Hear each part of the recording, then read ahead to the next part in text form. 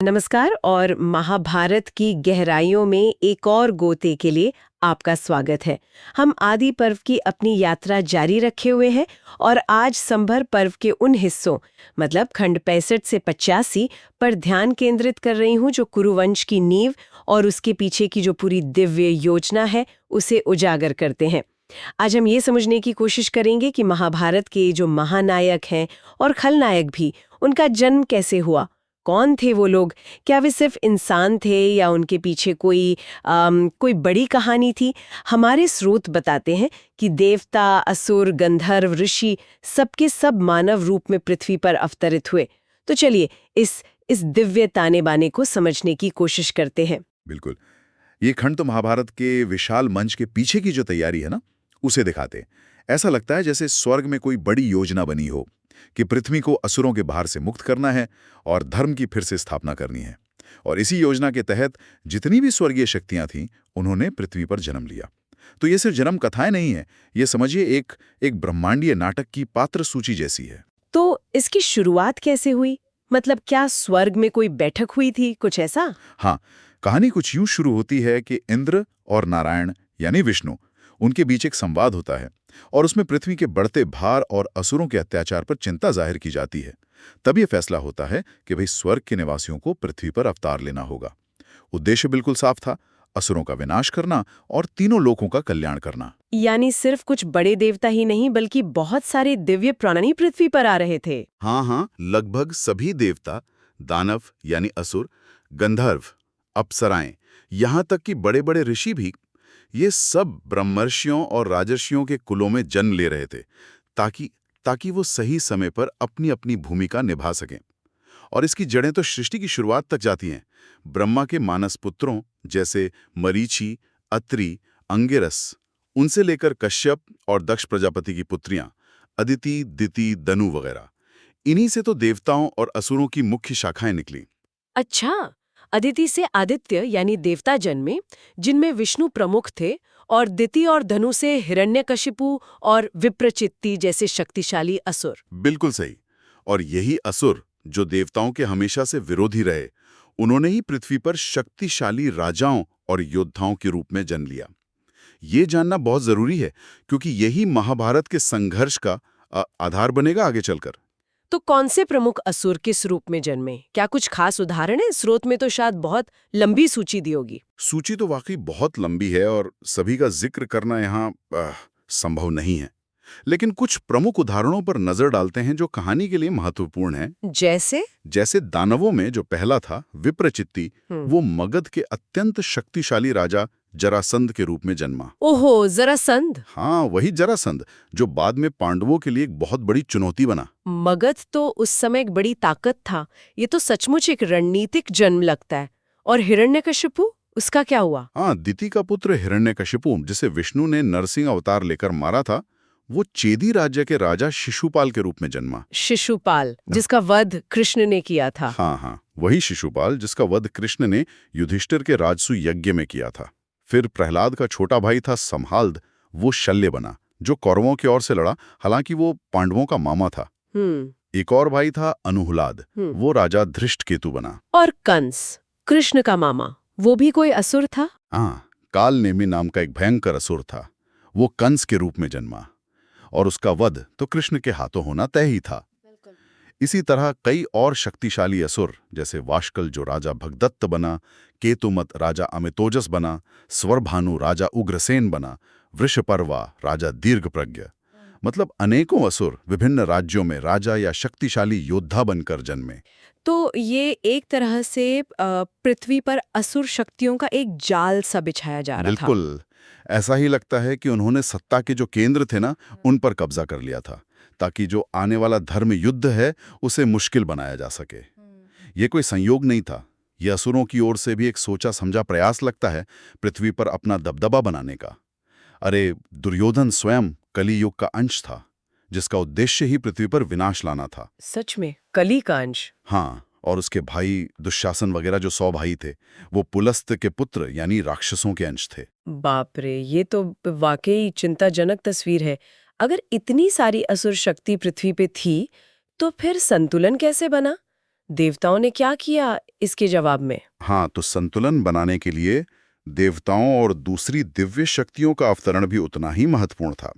जैसे बृहस्पति के अंश से गुरु द्रोणाचार्य का जन्म हुआ, वही जो कौरवों और पांडवों दोनों के शस्त्र गुरु बने। और खास बात यह कि वो किसी स्त्री के गर्भ से नहीं जन्मे थे, उनकी उत्पत्ति अलौकिक थी। और द्रोण के पुत्र अश्वत्थामा, उनके बारे में क्या? अश्वत्थामा तो और भी जटिल थे। वो महादेव, यम, काम और क्रोध, इन सब के सम्मिलित अंशों से जन्मे थे। अच्छा, इतने सारे? हाँ, इसीलिए उनमें इतनी प्रचंड ऊर्जा और क्रोध था। इसी तरह कृपाचार्य रुद्रों के गण से उत्पन्न हुए थे। और कुरुवंश के पितामह भीष्म, उनकी कहानी तो बहुत खास है। हाँ, बिल्कुल। भीष्म 8 वसुओं में से एक थे, प्रभास नाम के वसु। उन्हें वशिष्ठ ऋषि का शाप मिला था, जिसके कारण मनुष्य रूप में जन्म लेना पड़ा। वे गंगा और शांतनु के पुत्र के रूप में जन्मे और अपनी प्रतिज्ञा और ज्ञान के लिए विख्यात हुए। वे अकेले ऐसे वसु थे जिन्हें पृथ्वी पर लंबा जीवन जीना पड़ा। बाकी जो 7 वसु थे, वो तो जन्म लेते ही मुक्त हो गए थे। और पांडव, उनके जन्म के पीछे कौन सी दिव्य शक्तियां थीं? पांडवों का जन्म तो सीधे सीधे देवताओं के अंश से हुआ था। युधिष्ठिर धर्मराज के अंश थे। अच्छा। भीमसेन पवनदेव के। और अर्जुन? वो स्वयं देवराज इंद्र के अंश थे। ओह, इंद्र के अंश। शायद इसीलिए वो सर्वश्रेष्ठ धनुर्धर बने। बिल्कुल संभव है।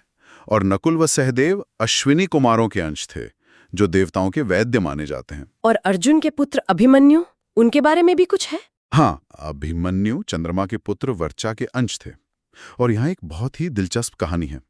जब देवताओं ने चंद्रमा से कहा कि भाई अपने पुत्र को पृथ्वी पर भेजो, तो चंद्रमा बड़ी मुश्किल से माने, लेकिन उन्होंने एक शर्त रखी। शर्त? क्या शर्त थी वो? शर्त ये थी कि उनका पुत्र वर्चा पृथ्वी पर सिर्फ 16 साल रहेगा, बस। सिर्फ 16 साल? हाँ, और 16वें वर्ष में वो एक महान युद्ध होगा, मतलब चक्रव्यूह। उसमें अद्भुत पराक्रम दिखाएगा, बड़े बड़े योद्धाओं को हराएगा और शत्रु सेना का एक बड़ा हिस्सा खत्म करके शाम ढलते ही वापस उनके पास यानी चंद्रमा के पास लौट आएगा। देवताओं को ये शर्त माननी पड़ी, इसलिए अभिमन्यु का जीवन छोटा तो था, लेकिन अत्यंत वीरता से भरा हुआ था। उफ, ये तो बहुत मार्मिक है। अच्छा, और कौरवों की तरफ आपने बताया दुर्योधन कली का अंश था, उसके भाई राक्षस थे। क्या धृतराष्ट्र और पांडु के जन्म में भी कोई दिव्यता थी? सीधे तौर पर तो नहीं, लेकिन उनके जन्म की परिस्थितियां भी असाधारण थीं। वे ऋषि कृष्ण द्वैपायन व्यास के नियोग द्वारा विचित्र वीर्य की रानियों अंबिका और अंबालिका से उत्पन्न हुए थे। धृतराष्ट्र कैसे अंधे जन्मे, क्योंकि ऋषि के तेज से डरकर अंबिका ने आंखें बंद कर ली थीं। हाँ, मैंने पढ़ा है। और पांडु, अंबालिका डर के मारे पीली पड़ गई थी, इसलिए वो पांडुरोग से ग्रस्त जन्मे। लेकिन विदुर, जो दासी से जन्मे थे, वे साक्षात धर्मराज के अवतार थे। उन्हें मांडव्य ऋषि के शाप के कारण मनुष्य रूप में जन्म लेना पड़ा था। यानी कुरुवंश की मुख्य धारा में भी धर्म और अधर्म के बीच पहले से ही मौजूद थे। एक तरफ विदुर के रूप में धर्म और दूसरी तरफ दुर्योधन के रूप में कली यानी अधर्म। बिल्कुल सही कहा। और दूसरे महत्वपूर्ण पात्रों को देखें तो द्रौपदी के भाई धृष्टद्युम्न अग्नि के अंश से जन्मे थे, और शिखंडी, जो पहले स्त्री थी, वो एक राक्षस के अंश से। द्रौपदी स्वयं तो इंद्राई यानी शची का अंश मानी जाती हैं, जो यज्ञवेदी से उत्पन्न हुई थी। उनके 5 पुत्र विश्वदेवों के अंश थे। ये तो पात्रों का एक पूरा दिव्य खाका तैयार हो गया जैसे। लेकिन एक पात्र ऐसा है जिसकी कहानी हमेशा बहुत ध्यान खींचती है, कर्ण। उनका जन्म कैसे हुआ? क्या वो भी किसी के अंश थे? हाँ, कर्ण सूर्यदेव के अंश थे और उनकी कहानी बहुत महत्वपूर्ण है और नियति के खेल को दिखाती है। कुंती, जिनका पहला नाम पृथा था, वो यदुवंशी राजा शूर की पुत्री थीं। उन्हें उनके निसंतान फुफेरे भाई कुंती भोज ने गोद ले लिया था। कुंती भोज के यहाँ रहते हुए उन्होंने ऋषि दुर्वासा की बहुत सेवा की। दुर्वासा ऋषि? वो तो अपने क्रोध के लिए जाने जाते हैं। कुंती ने उन्हें प्रसन्न कैसे कर लिया? अपनी अथक और निस्वार्थ सेवा से दुर्वासा इतने प्रसन्न हुए कि उन्होंने कुंती को एक दिव्य मंत्र दिया। मंत्र? कैसा मंत्र? ऐसा मंत्र जिससे वो किसी भी देवता का आवाहन कर सकती थीं और उनसे संतान प्राप्त कर सकती थीं। और कुंती ने उत्सुकतावश, मतलब शादी से पहले ही सूर्यदेव का आवाहन कर लिया? बस अपनी युवावस्था की जिज्ञासा में उत्सुकतावश सूर्यदेव प्रकट हुए और उनके वरदान के प्रभाव से कुंती गर्भवती हो गईं। उन्हें एक पुत्र जन्मा जो जन्म से ही दिव्य कवच और कुंडल पहने हुए था। ये उसके सूर्य पुत्र होने का प्रमाण थे और उसकी रक्षा के लिए थे। यही थे कर्ण, जिनका पहला नाम वसुसेन रखा गया था। लेकिन अविवाहित थी, तो लोक लाज के डर से कुंती ने उन्हें त्याग दिया। बिल्कुल, उस समय की सामाजिक स्थिति ऐसी थी। उन्होंने बच्चे को एक पेटी में बंद करके नदी में बहा दिया। वो पेटी मिली अधिरथ नाम के एक सूत को, मतलब रथ हाँकने वाले, जो धृतराष्ट्र के सारथी थे। अधिरथ और उनकी पत्नी राधा निसंतान थे, तो उन्होंने उस बच्चे को बड़े प्यार से पाल लिया। इस तरह सूर्यपुत्र कर्ण का पालन पोषण एक सूत परिवार में हुआ। और उनके वो दिव्य कवच कुंडल, उनका क्या हुआ? मैंने सुना है इंद्र ने वो उनसे ले लिए थे। हाँ, ये भी कहानी का एक अहम हिस्सा है। कर्ण बड़े होकर महान योद्धा बने और उतने ही बड़े दानी भी। जब इंद्र को लगा कि भाई कर्ण तो अर्जुन के लिए एक बहुत बड़ा खतरा बन सकता है, तो उन्होंने ब्राह्मण का वेश धरा और कर्ण के पास पहुंच गए और दान में उनसे उनके जन्मजात कवच और कुंडल मांग लिए। कर्ण जो दानवीरता के लिए प्रसिद्ध थे, उन्होंने जानते हुए भी कि ये उनकी सुरक्षा है, उन्हें उतार कर दे दिया। अरे, ये तो बहुत बड़ा त्याग था। मतलब अपनी जान जोखिम में डाल दी। हाँ। था तो इंद्र भी कर्ण की इस दानवीरता से बहुत प्रभावित हुए और प्रसन्न भी। बदले में उन्होंने कर्ण को वासवी शक्ति नाम का एक अमोघ अस्त्र दिया। वासवी शक्ति? हाँ, ये ऐसा अस्त्र था जो सिर्फ एक बार प्रयोग किया जा सकता था, लेकिन अचूक था। उसका निशाना कभी खाली नहीं जाता था। और अपने इस असाधारण कर्म, मतलब कवच कुंडल दान करने के कारण ही वसुसेन कर्ण कहलाए। बाद में वो दुर्योधन के सबसे करीबी मित्र बने और कौरवों के एक प्रमुख योद्धा। उनकी कहानी वाकई त्रासदी, वीरता और नियति का एक अद्भुत मिश्रण है। तो हमने असुरों के अवतार देखे, देवताओं के देखे, कर्ण की अद्भुत कहानी सुनी। क्या और भी प्रमुख दिव्य जन थे जिनका जिक्र करना जरूरी है? हाँ, संक्षेप में बता देता हूँ। भगवान कृष्ण स्वयं तो नारायण के पूर्ण अवतार थे और उनके भाई बलराम शेषनाग के अंश थे। कृष्ण के पुत्र प्रद्युम्न सनत कुमार के अंश थे। यहाँ तक कि 16,000 अप्सराएं भी पृथ्वी पर जन्मी और कृष्ण की पत्नियां बनी। 16,000? हाँ, स्वयं लक्ष्मी जी का अंश रुक्मिणी के रूप में जन्मा। कुंती और माद्री क्रमशः सिद्धि और धृति नाम की देवियों का अंश थीं और गांधारी मति का अंश थीं। बाप रे, ये तो पूरी तरह से एक दिव्य योजना लगती है जिसमें हर प्रमुख पात्र की एक तरह से पूर्व निर्धारित भूमिका थी। लेकिन इन अवतारों के अलावा कुरुवंश की नींव रखने वाली कुछ मानवीय कथाएं भी तो महत्वपूर्ण हैं, जैसे दुष्यंत और शकुंतला की कहानी, उसका भी जिक्र है यहाँ। बिल्कुल है। कुरुवंश, जिसे भारतवंश भी कहते हैं, उसकी शुरुआत राजा भरत से मानी जाती है और भरत राजा दुष्यंत और शकुंतला के पुत्र थे। यह कहानी भी संभव पर्वत के इसी हिस्से में आती है। संक्षेप में कहूं तो राजा दुष्यंत शिकार खेलते खेलते कण्व ऋषि के आश्रम पहुंच गए, जहां उनकी मुलाकात शकुंतला से हुई, जो उस समय आश्रम में अकेली थी। हाँ, शकुंतला ने अपना परिचय दिया कि वो कण्व की पुत्री हैं। राजा को बड़ा आश्चर्य हुआ क्योंकि कण्व तो ब्रह्मचारी थे। तब शकुंतला ने अपने असली जन्म की कहानी सुनाई, कैसे ऋषि विश्वामित्र की तपस्या भंग करने के लिए अप्सरा मेनका आई थी, कैसे उन दोनों के मिलन से उनका जन्म हुआ, फिर मेनका ने उन्हें त्याग दिया और शकुन पक्षियों ने रक्षा की और आखिर में कण्व ऋषि ने उन्हें पाला। राजा दुष्यंत तो मोहित हो गए होंगे और उन्होंने शकुंतला से गांधर्व विवाह, मतलब प्रेम विवाह का प्रस्ताव रखा। हाँ, रखा, लेकिन शकुंतला ने एक शर्त रखी कि उनका जो पुत्र होगा वही राज्य का उत्तराधिकारी बनेगा। अच्छा, ये शर्त मान ली राजा ने? हाँ, राजा ने वचन दे दिया, उनका मिलन हुआ और राजा अपनी राजधानी लौट गए। बाद में जब कण्व ऋषि लौटे तो उन्होंने अपनी दिव्य दृष्टि से सब जान लिया। उन्होंने इस विवाह को स्वीकृति दी और ये आशीर्वाद भी दिया कि शकुंतला का पुत्र चक्रवर्ती सम्राट बनेगा। फिर उस पुत्र का जन्म हुआ सर्वदमन, जो बाद में भरत कहलाए। लेकिन राजा ने उन्हें स्वीकार करने से मना कर दिया था ना शुरू में? हाँ, ऐसा हुआ था। जब शकुंतला पुत्र को लेकर दरबार पहुंची तो राजा ने या तो लोकनिंदा के डर से या शायद शकुंतला और पुत्र की परीक्षा लेने के लिए उन्हें पहचानने से इनकार कर दिया। इस पर शकुंतला को बहुत दुख और क्रोध आया। उन्होंने दरबार में ही सत्य, पत्नी धर्म और पुत्र के महत्व पर एक बहुत ही प्रभावशाली भाषण दिया।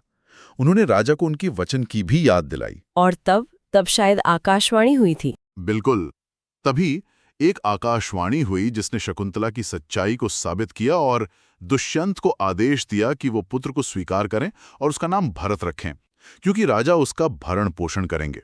आकाशवाणी सुनकर राजा बहुत प्रसन्न हुए। उन्होंने माना कि हाँ, वो सच जानते थे, पर पुत्र की पवित्रता को सबके सामने सिद्ध करना चाहते थे।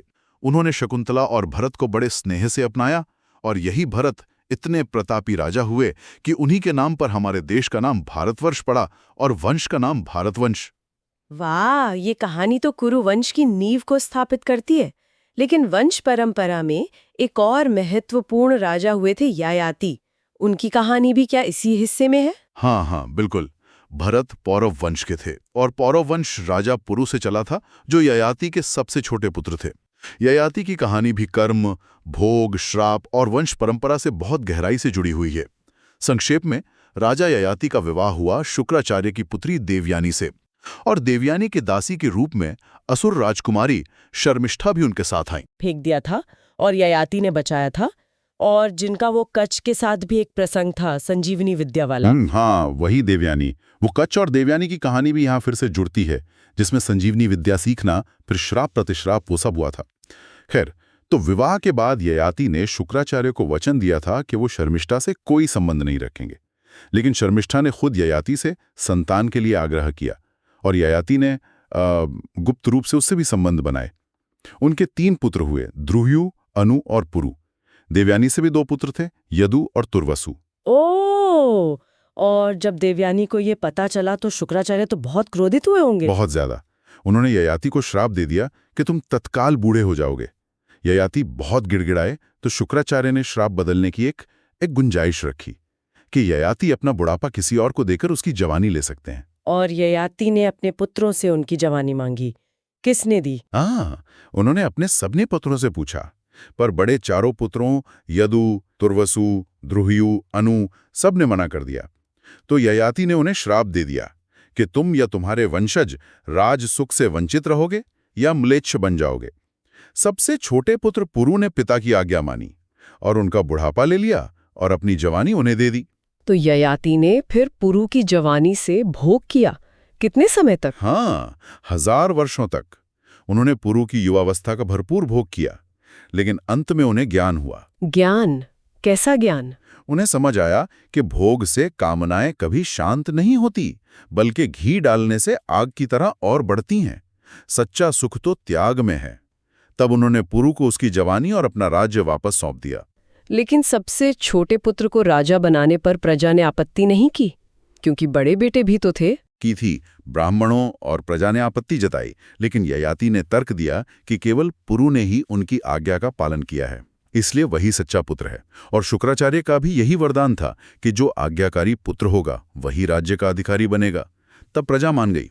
इस प्रकार पुरु से पौरव वंश चला, जिसमें आगे चलकर भरत और कुरु हुए, और यदु से यादव वंश चला, जिसमें कृष्ण जन्मे। तुर्वसु से यवन निकले, द्रुह से भोजवंश और अनु से म्लेच्छ जातियां निकली। तो ये कहानियां सिर्फ वंशावली नहीं बताती, बल्कि कर्म, भाग्य, श्राप, वरदान और चरित्र की भूमिका, इन सबको भी उजागर करती हैं, जो आगे महाभारत की घटनाओं को बहुत गहरे तक प्रभावित करेंगी। बिल्कुल, ये पूरा खंड एक तरह से महाभारत के महाकाव्य के लिए मंच तैयार करता है, स्टेज सेट करता है। ये दिखाता है कि पात्र सिर्फ मनुष्य नहीं थे, वे दिव्य अंश थे, जिनके जन्म के पीछे खास उद्देश्य थे। असुरों ने पृथ्वी पर अराजकता फैलाने के लिए जन्म लिया, तो देवताओं ने धर्म की स्थापना के लिए। ये ज्ञान हमें पात्रों के मूल स्वभाव और उनकी नियति को समझने में मदद करता है। तो इस सब जानकारी का निचोड़ क्या है? मतलब कुरुक्षेत्र में जो लड़ा गया वो सिर्फ एक पारिवारिक झगड़ा या सिंहासन की लड़ाई नहीं थी? नहीं, बिल्कुल नहीं। ये उससे कई ज्यादा बड़ा था। ये एक तरह का ब्रह्मांडीय युद्ध था जो पृथ्वी के मंच पर लड़ा गया। जो पात्र थे वो अपनी व्यक्तिगत महत्वाकांक्षाओं या मजबूरियों के अलावा अपनी दिव्य या आसुरी प्रकृति के अनुसार भी काम कर रहे थे। ये ज्ञान हमें महाभारत को एक गहरे दार्शनिक स्तर पर समझने की दृष्टि देता है। ये वाकई सोचने वाली बात है।